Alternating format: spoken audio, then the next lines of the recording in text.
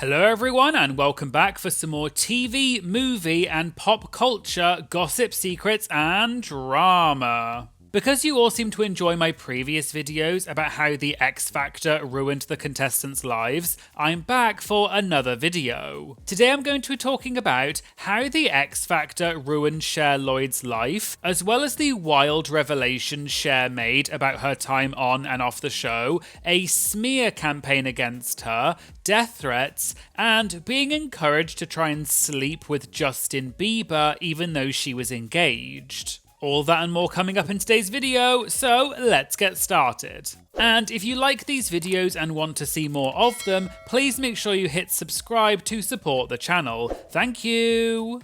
Who is Cher Lloyd? Okay, so let's start out with a bit of background information. Cher Lloyd was born in 1993 in Malvern, Worcestershire. Her family is of Romani heritage, which becomes important later because the British press made a lot of comments about this. Cher had always loved singing and decided to audition for the popular reality TV singing competition show, The X Factor. Cher had actually auditioned for The X Factor twice before in earlier series when she was younger. Both times she sang ballads, but she did not get through. Then, in the summer of 2010, at 16 years old, she auditioned for the 7th series of X Factor, and she had completely changed her approach. She wore ripped jeans, and instead of singing a ballad, she did the Kerry Hilson version of Soulja Boy's Turn My Swag On. Turn my swag on.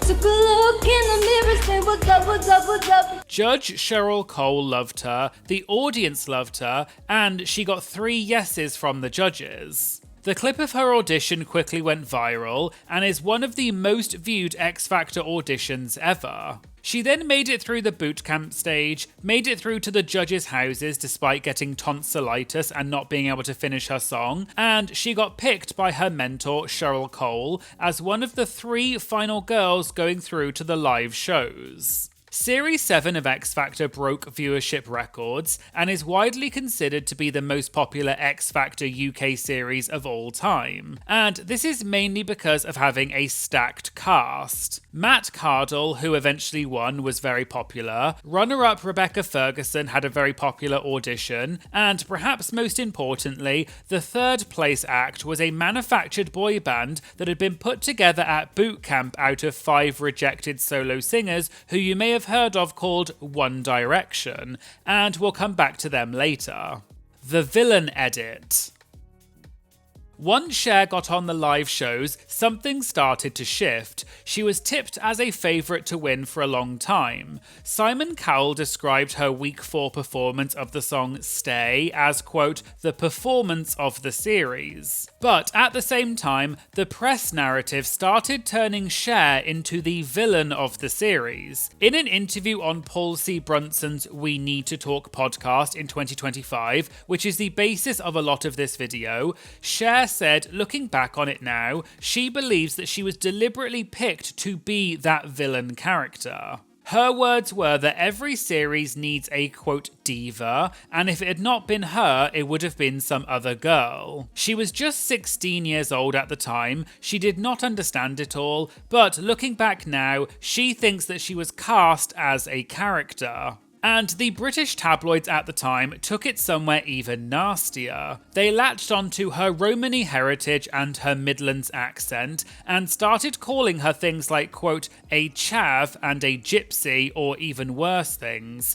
And this happened more or less constantly throughout her run on the show. She also got a lot more scrutiny about halfway through the X Factor because her uncle died from a methadone overdose. Cher has talked in earlier interviews about how she would walk around set in her brother's old tracksuit because her family did not have money for new clothes, and the press would frame that as her being, quote, trashy. She was put in the bottom 2 for the first time in week 7 with her version of the song Imagine, but the judges saved her and she carried on all the way to the final. and she eventually came fourth. On paper, fourth place is a great result, but in reality, by the time the show ended, she was already being treated as public enemy number one in the British press, and she had not even released a single yet. I lost my mind on that show. As I mentioned earlier, Cher broke her long-held silence about all of this in a 2025 interview with Paul C. Brunson, where she spoke about a lot of things for the first time. Cher told Paul that during her time on The X Factor, she felt like she had lost all control of her own life. She had a stylist picking outfits that she did not like, but she had to wear them anyway. Even tiny things like the clothes that she had to wear were not her decision. And it was apparently all of those little things stacking up that broke her down. Cher said, quote, "I lost my mind on that show 1,000,000%. I lost it." She also said she did not feel like she had anyone she could trust to talk to because she had tried opening up to other people on the show before, but the next day it would then end up in the newspapers, so someone was clearly leaking it. Cher then shockingly revealed that while she was on The X Factor at 16 years old, she was prescribed antidepressants.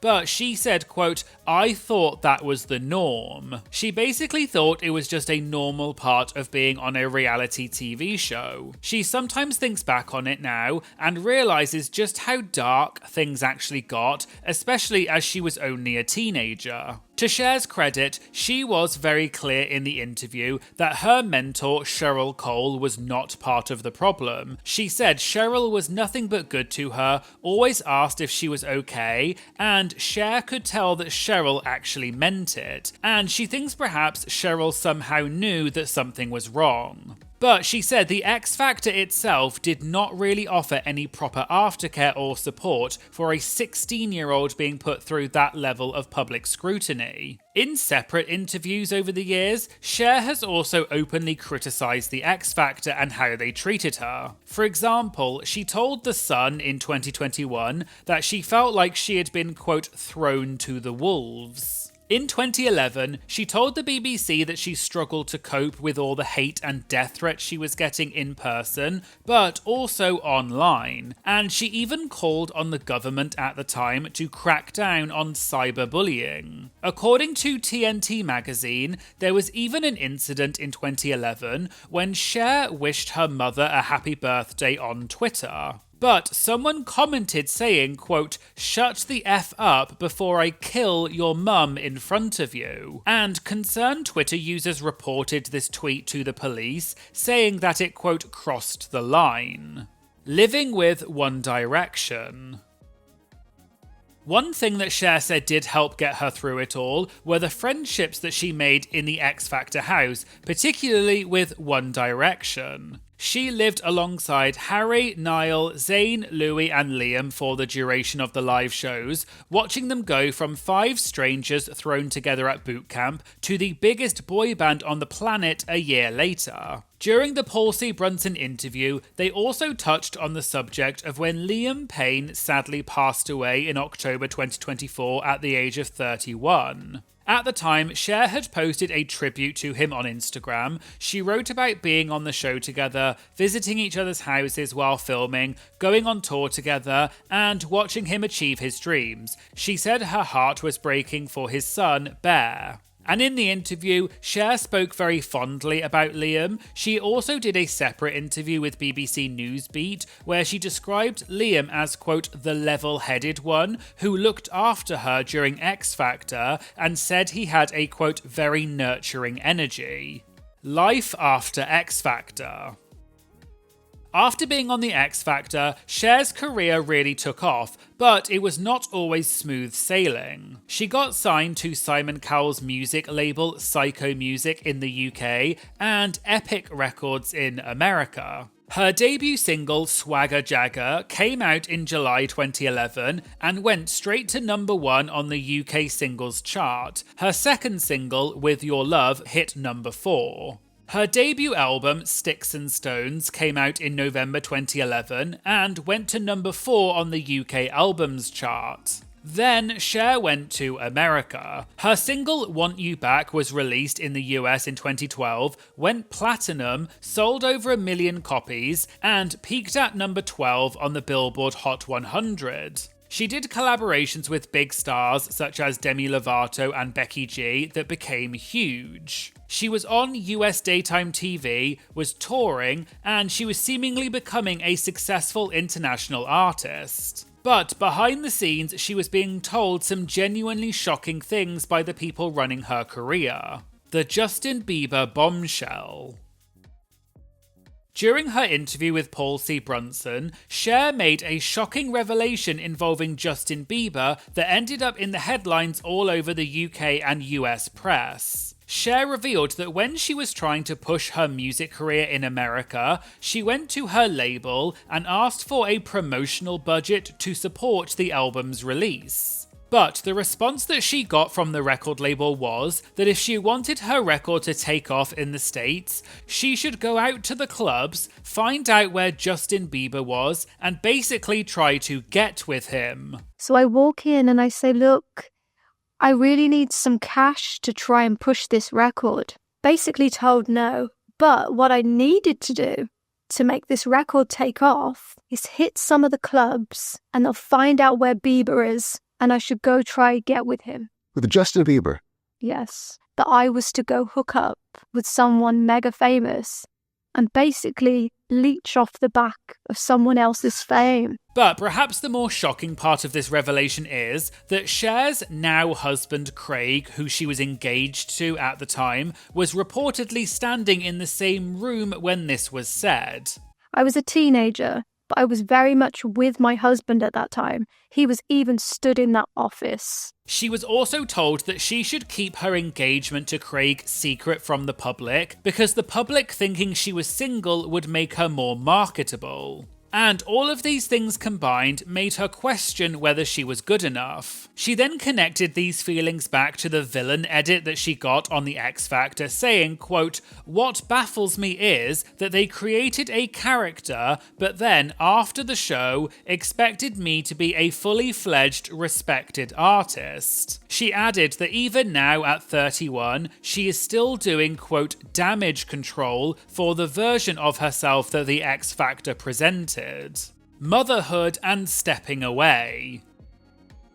Cher's career had started to slow down on the music side since around 2014. Her second album, Sorry I'm Late, came out, but didn't really hit the way the first one did. By the end of 2015, she had split with her labels Psycho and Epic and moved back to the UK. She kept releasing the occasional single, like Activated in 2016 and None of My Business in 2018, which had some success, but she was nowhere near the same level of mainstream attention that she had during the Want You Back era. Then, in 2018, she had her first daughter, Delilah Ray, with Craig, and then in 2023, they had their second daughter, Eliza Violet. In the interview, Cher was very open about how the music industry treated her once she became a mother. She described it as the industry giving her the cold shoulder during her pregnancy. The implication was that motherhood did not fit the marketable young pop star image that she had been sold as, and the doors that had been open for her in her early 20s suddenly were no longer open. She also talked frankly about postnatal depression and how much she struggled with it.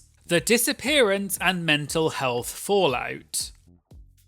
After her single Lost came out in 2020 and a collab called Baddest in 2021, Cher basically went quiet musically for about 4 years. In the interview, Cher implied that it wasn't just a creative break, it was actually her trying to process what had actually happened to her. This included the villain edit at 16, the antidepressants, the press abuse, the Justin Bieber conversation, the split with the labels, becoming a mum and feeling like the industry didn't want to know her anymore, as well as the postnatal depression. She summarised it by saying that the music industry had, quote, chewed her up and spat her out. She also told the BBC that part of why it hit her all so hard at the time was that she had this idea that the X Factor was just going to be about singing and performing, but she didn't realise that 80 to 90% of it was reality TV.